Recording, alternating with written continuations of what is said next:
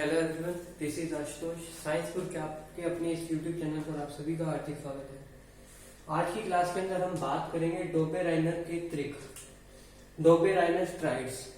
सबसे पहले हम जानते हैं ये ट्रिक या ट्राइड्स होता क्या है। देखिए डोबेराइनर ने क्या किया था, तीन एलिमेंट्स का, कितने, तीन एलिमेंट्स का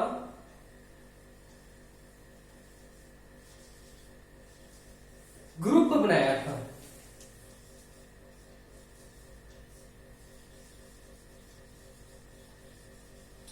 ग्रुप बनाया जिसे क्या नाम दे दिया, ट्राइड्स या ट्रिक, जिसको हिंदी में क्या कहते हैं, ट्रिक। तो ये तीन एलिमेंट्स का ग्रुप था, उसको क्या कहते हैं, हम ट्रिक कहते हैं। डोबेराइनर भाई साहब ने हमें ये बात बता दी। हमें क्या पता डोबेराइनर कौन थे और कहां के रहने वाले थे। डोबेराइनर जो थे वो थे जर्मनी के एक वैज्ञानिक थे, जर्मनी के रहने वाले वैज्ञानिक थे, जिन्होंने 1827 के अंदर क्या किया था, अपना ये सिद्धांत दिया था। किस लिए दिया था ये सिद्धांत? डोबेराइनर भाई साहब ने ये सिद्धांत दिया था आवर्त सारणी को निर्माण में या तत्वों के वर्गीकरण के लिए। जो ये सिद्धांत दिया था, कौन सी श्रेणी के अंदर कौन सा तत्व आएगा, ये सब इसके अंदर इस सिद्धांत से उन्होंने बताने की कोशिश की थी। उन्होंने क्या माना, या उन्होंने टाइम पे क्या था, सिर्फ 15 से 16 तत्व, लगभग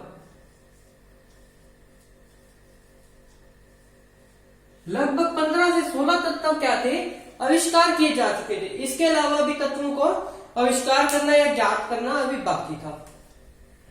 तो डोबेराइनर भाई साहब ने इन 15-16 तत्वों को मान के अपना चल लिया, इन्होंने अपना एक सिद्धांत बना लिया। ये क्या कहते हैं, इन्होंने अपने सिद्धांत में क्या कहा, पहले और तीसरे एलिमेंट का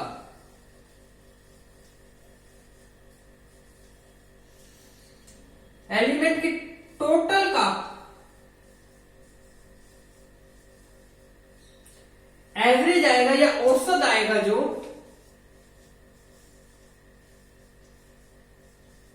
किसके बराबर होगा, दूसरे एलिमेंट के एटॉमिक वेट के बराबर होगा।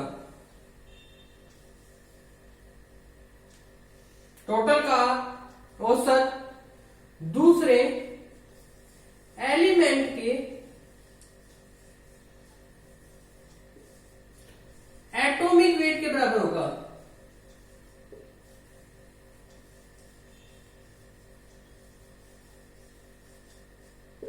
तो मैंने पूछा सर ये कैसे हो गया, क्या मेरे नियम से। तो मैंने पूछा सर आपका नियम क्या, कहते यही तो भाई मेरा नियम है। क्या है मेरा नियम, पहले और तीसरे एलिमेंट का एटॉमिक वेट दूसरे एलिमेंट के बराबर होगा, उसका जो एवरेज आएगा वो क्या होगा, दूसरे एलिमेंट के बराबर होगा। मैंने कहा मैं तो समझा ही नहीं सर, आपने क्या कह दिया।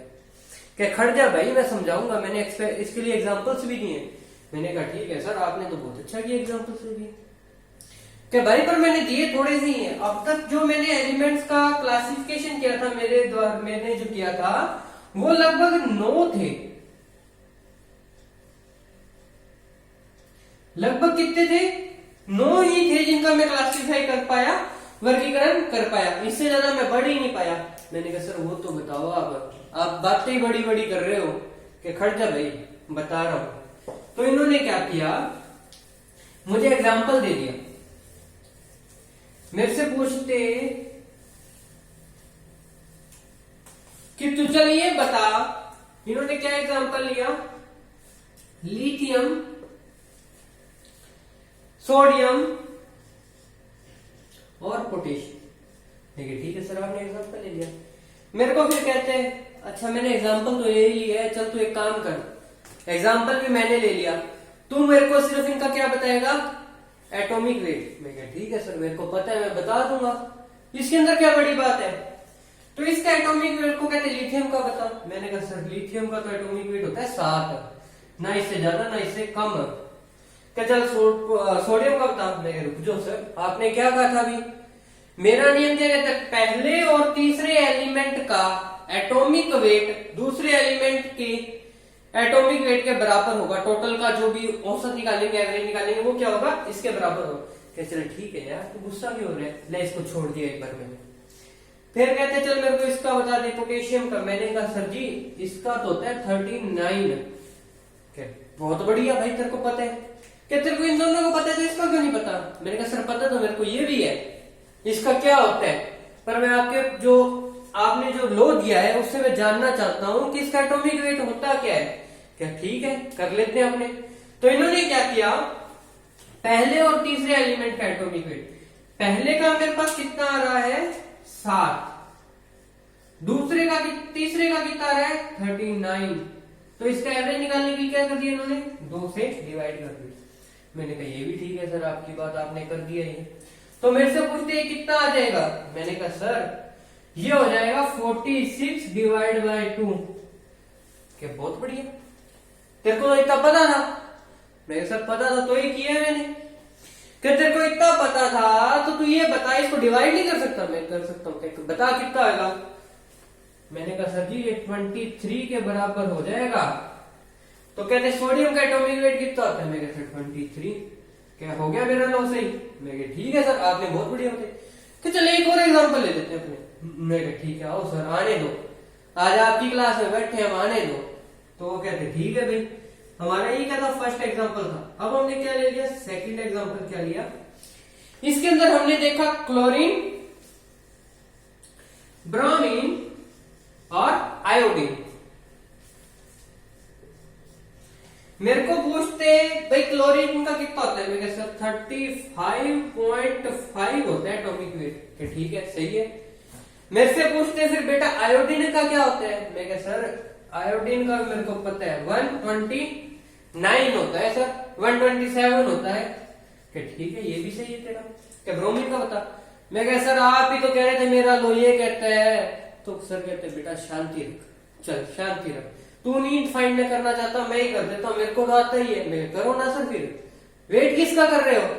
तो कहते रुक फिर।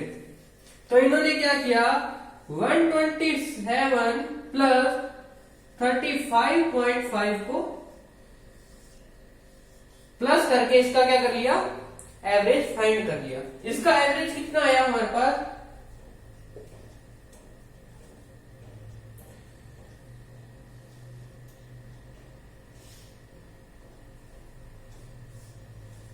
मैंने कर दिया ये लो सर। क्या अब इसका बता? मैंने कहा सर 8 1 5 है सर, 2 5 4 1 इतना आएगा सर। तो क्या बेटा इसका कितना होता है? मेरे 80 होता है सर। मैंने कहा सर आपने तो कहा था औसत के बराबर आएगा, ये तो बहुत ज्यादा है। क्या बेटा लमसम बराबर भी क्या हो जाएगा, इसके अंदर काउंट हो जाएगा। ये मत मानना अगर 79.9 दिया हुआ है तुझे तो वो काउंट नहीं होगा, वो इसके बराबर ही काउंट होएगा। जब तेरे को 81.5 दे दिया मैंने तब भी इसके बराबर काउंट होगा। तो ये मत मानना कि अलग हो जाएगा। मैं कहा सर बहुत बढ़िया, ये दो तो मेरे को समझ आ गई। मेरे अगर बाकी बैक बेंचर्स बैठे होते हैं पीछे, तो उन्होंने कहा ठीक है सर आपका प्रयोग हमें समझ आ गया, आपने जो कहा था। मेरे पास आपके लिए एक एग्जाम्पल है। सर बोलते ठीक है बेटा आने दे तू, तो मैंने इतने कर दिए और कर दूंगा। उसने क्या किया, कैल्शियम, स्ट्रॉन्शियम और बेरियम। क्या सर ये है मेरा क्वेश्चन, कैल्शियम स्ट्रॉन्शियम और बेरियम इनका बना दो आप ट्रायोड या ट्रिक बना दो। सर भी कहते ठीक है भैया तू कह रहे थे इतनी बात मान ही लेता हूँ, एक ही क्वेश्चन कराने। तो मेरे से पूछते कैल्शियम का कितना होता है? मैं कहता सर 40 होता है कैल्शियम का एटॉमिक वेट। तो कहते बेरियम का कितना होता है? मैं कहता सर 137 होता है। तो क्या बस फाइंड करना है अपने को? मैं कह करो सर, फिर आपका लो ही आप करोगे, आपको ज्यादा पता है मेरे से ज्यादा इस लो के बारे में। क्या ठीक है। तो इन्होंने क्या किया, 40 प्लस 137 डिवाइड बाय 2 कितना होता है,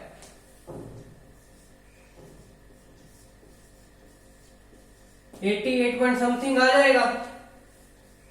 8 16 16 1 5 88.5 आएगा। तो इसका कितना आता है स्ट्रॉन्शियम का? मैं कह सर 88 होता है। कह लिया मेरा नियम काम कर गया। मैं ठीक है सर, पर इनके नियम की एक कमी रह गई। जैसे ही क्या हुआ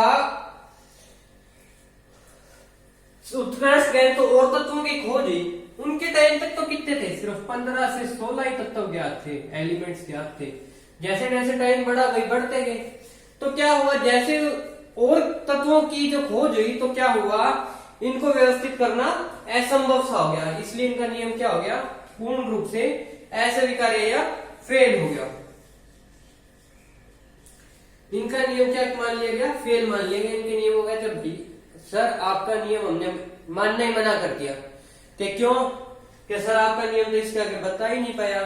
कि भाई मेरे को इतने तत्व बता दे, मेरे हिसाब से मेरा नियम सही है। सर पर और तत्व ज्ञात नहीं किया आपने, सोचा नहीं कि और तत्व ज्ञात होंगे। इन्होंने क्या मान लिया, सबसे बड़ी कमी इनकी ये थी, इन्होंने मान लिया कि 15 से 16 तत्व ही हैं जो है इस यूनिवर्स के अंदर, इससे ज्यादा ज्ञात नहीं कर सकते।